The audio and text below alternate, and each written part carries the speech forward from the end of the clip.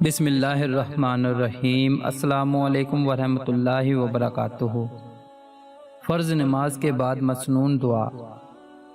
حضرت ثوبان رضی اللہ عنہ سے روایت ہے کہ رسول اللہ صلی اللہ علیہ وآلہ وسلم جب نماز کے اختتام پر مقتدیوں کی طرف پھرنے یا پلٹنے کا ارادہ فرماتے تو 3 بار استغفر اللہ، میں اللہ کی مغفرت چاہتا ہوں کہتے، پھر اللہم انت السلام ومنک السلام تبارکتا یا ذوالجلال والاکرام، اے اللہ تو ہی سلام ہے اور سلامتی تیری ہی طرف سے ہے، تو صاحب رفعت اور برکت ہے، اے جلال والے اور عزت بخشنے والے کہتے ہیں۔